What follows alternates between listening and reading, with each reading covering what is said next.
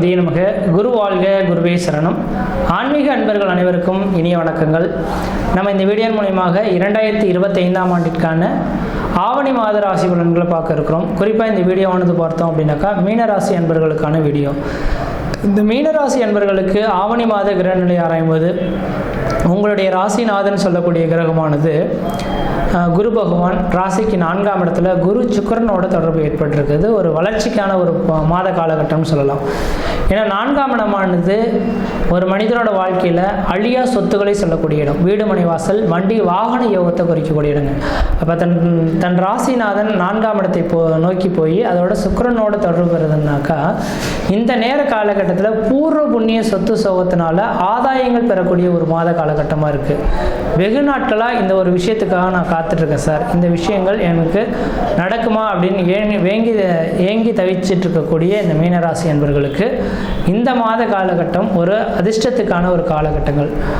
அதனால் இந்த மாத காலகட்டத்தில் நீங்கள் செய்யக்கூடிய விஷயங்களை செவ்வனே செய்து முடிச்சிங்கன்னா வாழ்க்கையில் வெற்றி பெறத்துக்கான ஒரு காலகட்டம் உருவாகுது. வரக்கூடிய வாய்ப்புகளை சரியாக பயன்படுத்தி கொள்ளக்கூடிய ஒரு மாத காலகட்டமாக இருந்துகிட்ருக்குங்க. அதே வேளையில் பார்த்தோம் அப்படின்னாக்கா உங்களுக்கு ராசியில் சனி பகவான் உட்காந்துருக்கனால 7.5 சனியின் தாக்கங்கள் தொடங்கி இருக்கிறதா அர்த்தம் அப்படின்றீங்க. ஆனால் 7.5 சனி இருக்கிறதுனால பெரிய அகலுக்கால் வைக்கக்கூடாது. ஏதாவது ஒரு சில விஷயங்கள் இருக்குது அப்படின்னாக்கா சிந்தித்து செயல்படுங்க. ஒரு தடவைக்கு 2 தடவை சிந்தித்து செயல்படுறது மட்டும் இல்லாமல் 4 பேர் கேட்டு நீங்கள் செயல்படுறது ஓரளவுக்கு நல்ல பலன்களை தருன்றீங்க. இப்போ 4 பேர் கேட்காம நீங்கள் முடிவெடுத்துனாக்கா அது சாதாரண தேவையில்லாத முடிவாக போய் மன அழுத்தத்தை கொடுக்கலாம், பொருளாதார விரயத்தை கொடுக்கலான்றீங்க. முக்கியமாக மீனராசி அன்பர்களுக்கு நான் சொல்லக்கூடிய கருத்துக்கள், இந்த மாத காலகட்டத்தில் உங்களுக்கு ஒரு அதிர்ஷ்டத்துக்கான அமைப்புகள் வந்துட்டுருக்கு. வாய்ப்புகள் வரும்போது சரியாக பயன்படுத்திங்க. அதாவது ஒரு புதிய முயற்சி எடுக்கலாம், உங்கள் நிறுவனத்தை கொஞ்சம் விரிவுபடுத்துறதுக்கான ஒரு வாய்ப்புகள் வரலாம், அல்லது யாராவது கொடுத்து உதவலாம். இந்த நேரத்தில் அது கொடுத்து உதவுறாங்களேன்ட்டு நீங்கள் ரொம்ப அகலக்காலம் வச்சுட்டிங்கன்னா அதை திரும்ப கொடுக்க முடியாமல் கஷ்டப்படலாம். அதனால் அதை சிந்தித்து உங்களோட தகுதிக்கு தகுந்த மாதிரி பெற்றுக்கிறது நல்லாயிருக்கும். ஜென்மத்தில் சனி இருக்கிறதுனால தேவையில்லாத பிரச்சனைகள் அவ்வப்போது வரலாம். தொழில் சார்ந்த விஷயங்கள் தான் பிரச்சனைகள் அதிகமாக வரதுக்கான வாய்ப்பு உண்டு. தொழில் செய்யக்கூடிய இடத்துல போட்டி பொறாமைகள் இருக்கும். கொஞ்சம் நீங்கள் விட்டு கொடுத்து போகணும். எவ்வளோ அடித்தாலும் நீங்கள் வாங்கிட்டு வெளியே வர்றது நல்லாயிருக்கும். இல்லை நான் செய்யாத குற்றத்துக்கு தண்டனைகள் கொடுக்குறாங்களே அப்படின்ற மாதிரி கொஞ்சம் நீங்கள் எதிர்த்து பேசிட்டீங்க அப்படின்னாக்கா இந்த சனி பகவான் ரொம்பவே உங்களை மன அழுத்தத்துக்கு உள்ளாக்கக்கூடிய ஒரு காலகட்டங்கள் உருவாயிடும். அதனால் சிந்தித்து நீங்கள் செயல்படுறதா அறிவின் திறமைகளாக இருக்கும் அப்படின்றத ஆணித்தரமாக சொல்ல விரும்புகிறேன். அடுத்தது பார்த்தோம்னாக்கா இந்த சனி பகவானோட அமைப்பு பார்க்கக்கூடிய இடங்கள் எல்லாமே கொஞ்சம் சோதனையை உள்ளாக்கக்கூடிய அமைப்புகள் உருவாகும். அப்போ ராசிக்கு உங்களோட ராசியிலேருந்து 3ஆம் இடத்தை பார்க்கறனால இளைய சகோதரத்துக்கும் உங்களுக்கும் ஒரு சில கருத்து வேறுபாடுகள் ஏற்படக்கூடிய காலகட்டம் உருவாகும். அதனால் சகோதர உறவுகளில் கொஞ்சம் விட்டு கொடுத்து போய்க்க. இளைய சகோதரத்தில் ரொம்ப நெருங்கி வச்சுக்க வேண்டாம், பணகாசுகள் கொடுத்து கொள்ள வேண்டாம் அப்படின்றது விதிங்க.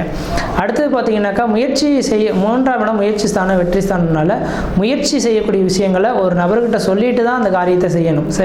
செய்து முடிச்சுட்டு சொன்னீங்கன்னா அது பாதிப்புகளை தரும். செய்யறதுக்கு முன்பாக ஒரு தடவை கேட்டுட்டு ஆலோசனை பெற்றுட்டு செய்கிறது ஓரளவுக்கு நல்ல பலன்களை தரும். அடுத்தது பார்த்தீங்கன்னா 7ஆம் இடத்தை இந்த சனி பகவான் பார்க்கறனால வெகு நாட்களாக திருமணமே ஆகலை அப்படின்னு சொல்லக்கூடிய நபர்களுக்கு திருமண வாய்ப்புகளை ஏற்படுத்தி கொடுப்பார். இந்த நேரத்தில் திருமணமாகாத நபர்கள் திருமண வாய்ப்புகள் ஏற்படலாம். குழந்தை பேர் இல்லாத நபர்களுக்கு குழந்தை பேர் உருவாகக்கூடிய காலகட்டம் உருவாகும். அடுத்த பார்த்தீங்கன்னா 10ஆம் இடத்தை ஜென்மத்திலிருந்து 10ஆம் இடத்தை சனி பகவான் பார்க்கறனால தொழில் அமையும். தொழிலில் எந்த விதத்தையும் குறைகள் கிடையாது. ஆனால் தொழில் பிரச்சனைகள் போட்டி பொறாமைகள் ஏற்படலாம். நான் சொன்ன மாதிரி கொஞ்சம் விட்டு கொடுத்து போகிறது தான் ஓரளவுக்கு நல்ல பலன்களை தரும். அடுத்ததாக பார்த்தோம் அப்படின்னாக்கா உங்கள் ராசிநாதனான குரு பகவான் 4ஆம் இடத்துலேருந்து அவன் 10ஆம் இடத்தை பார்க்குறார். அப்போ சனியும் குருவும் ஒரு இடத்துல பார்க்கறனால நிரந்தரமான வேலை வாய்ப்பு உண்டு. பண பற்றாக்குறைக்கான விதிகள் உருவாகும். நல்ல உழைப்பையும் சம்பாதிப்பீங்க. ஆனால் சரியான நேரத்துக்கு அந்த செலவு பண்ணுறதுக்கு பணம் கிடைக்காது. இது ஒரே ஒரு விஷயம் தான் இருக்கும். ஆனால் எப்போ இருந்தாலும் அந்த பணம் கிடைச்சிடும். அதை பற்றி நீங்கள் எதுவும் கவலைப்பட வேண்டாம்.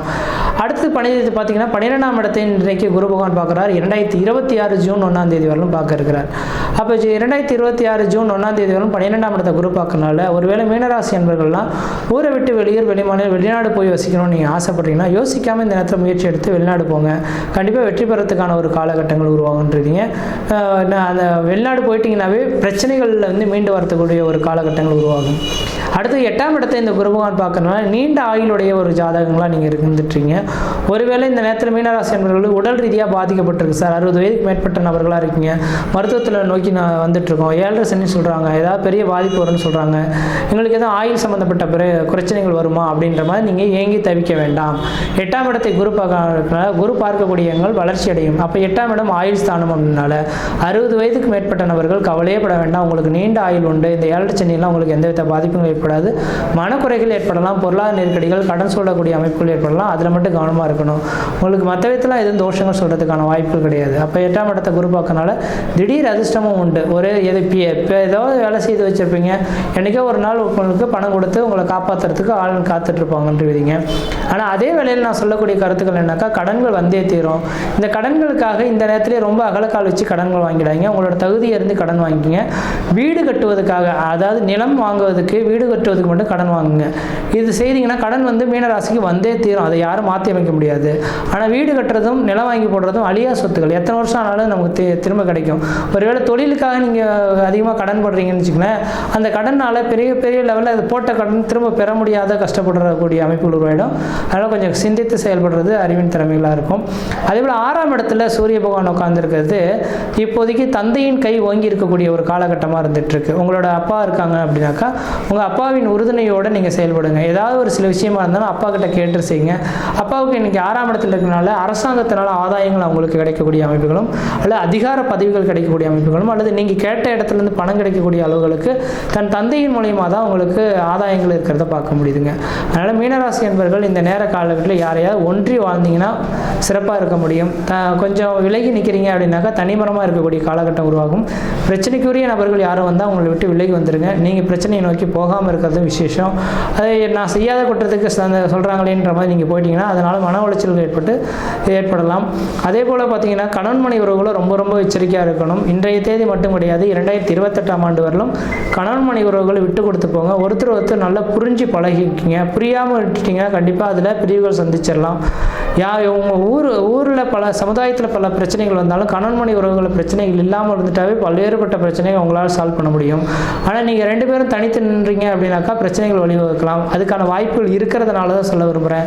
இப்போ அதுக்கு மட்டும் வழிவிடாமல் நீங்கள் 2 பேரும் சேருங்க. சார், ஒருவேளை கணவன் மனைவி உறவுகள் பிரச்சனைகள் இல்லாமல் இருக்குன்னா என்ன சார் செய்யலாம்னாக்கா அர்த்தநாதீஸ்வரரை வழிபாடு செய்கிறது மிகப்பெரிய ஒரு விசேஷத்தை கொடுக்கும். ஆணும் பெண்ணும் கலந்த அர்த்தநாதீஸ்வரர் போயிட்டு வழிபாடு செய்துங்க. வழிபாடு செய்துட்டு வந்தீங்கன்னா ஒருத்தர் கொஞ்சம் விட்டு கொடுத்து போகக்கூடிய அமைப்புகள் உருவாகும். அதே போல் அரசு துறையில் வேலை செய்யக்கூடிய நபர்களுக்கு உங்களுக்கு அரசு வேலைகளை விட்டு விலகி வந்துடலாமா, எனக்கு உயர்ந்த அதிகாரிகள் பெரிய பணிச்சுமை கொடுக்குறாங்களேன்ற மாதிரி நினைக்கலாம். கண்டிப்பாக கஷ்டமாக நஷ்டமாக நீங்கள் அந்த வேலைகள் அப்படியே கொண்டுட்டு போயிடுங்க. இல்லையே அவங்க விட்டுட்டிங்கன்னா வாழ்க்கையில் ரொம்ப கஷ்டப்படக்கூடிய அமைப்புகள் உருவாகும். வெளிநாடு வாய்ப்புகள் பெறக்கூடிய நபர்களுக்கு மட்டும் வெளிநாடு வாய்ப்புகள் மிகப்பெரிய ஒரு அதிர்ஷ்டத்தை கொடுக்கும். வாய்ப்பு கிடைச்சால் அதை பயன்படுத்தி பாருங்கள். மற்ற இடத்துல தோஷங்கள் கிடையாது. நான் சொல்லக்கூடிய இந்த நேர காலகட்டத்தில் இந்த மாத காலகட்டத்தில் ஒரு சுப செலவுகள் ஏற்படக்கூடிய காலகட்டமாக இருக்குது. திருமணமாகாத நபர்கள் திருமண வாய்ப்புகளும், குழந்தை பேர் இல்லாத நபர்கள் குழந்தை பேரும், வீடு முனை இல்லாத நபர்கள் வீடு முனை வாசல் வாங்கக்கூடியவங்களும் கட்டக்கூடியவங்களும் உருவாகும். தொழில் அமைப்புகளை ஒரு சில மாற்றங்கள் ஏற்படக்கூடிய காலகட்டம் உருவாகும். அந்த மாற்றங்கள் இருந்தால் ஏற்படுத்திக் கொள்ளுங்கள். முக்கியமாக வெளிநாடு வெளிமாநில தொடர்புகள் இருந்தால் ஏற்படுத்திக் கொள்வது நல்லாயிருக்கும். சொந்த பந்தத்து உறவுகளை ரொம்ப நெருங்கி பழக வேண்டாம், அளவாக வச்சுக்கோங்க. சகோதர உறவுகளை கொஞ்சம் விட்டு கொடுத்து போய்க்க நல்லாயிருக்கும். தந்தையின் கை ஓங்கி இருக்கனால தந்தையோட கொஞ்சம் நீங்கள் அனுசரித்து போனீங்கன்னா அவங்களுடைய ஆறுதல்களாலையும் அவங்களோட வளர்ச்சியாலும் நீங்கள் மெருகேறக்கூடிய ஒரு காலகட்டமாக இருக்கும். மற்ற விதத்தில் எந்த விதத்தையும் தோஷங்கள் பாதிக்க முடியாது. இந்த ஆவணி மாத காலகட்டத்தில் ஏதோ ஒரு சுப நிகழ்வு உங்கள் குடும்பத்தில் செய்ய போகிறீங்க. இந்த குடும்பத்தில் செய்யக்கூடிய சுப நிகழ்வுகளுக்கு தடைகள் இல்லாமல் இருக்கணும் அப்படின்னு நினச்சிங்கனாக்கா இந்த மாதத்தில் வரக்கூடிய பிரதோஷ காலகட்டத்தில் நந்தி பகவானுக்கு 1 லிட்டர் பாலும் 1 முழம் முல்லைப்பூ வாங்கி கொடுத்து அர்ச்சனை செய்வதன் மூலமாக இந்த மாதத்தில் நடக்கக்கூடிய நிகழ்வுகள் தடை இல்லாமல் நடக்கிறத பலன்களை பார்க்க முடியுன்றீங்க. மற்ற விதத்தில் தோஷங்கள் பாதிக்க முடியாது. சீரும் சிறப்பாக இருப்பீங்க, நலமாக இருப்பீங்க. நன்றி, வணக்கம்.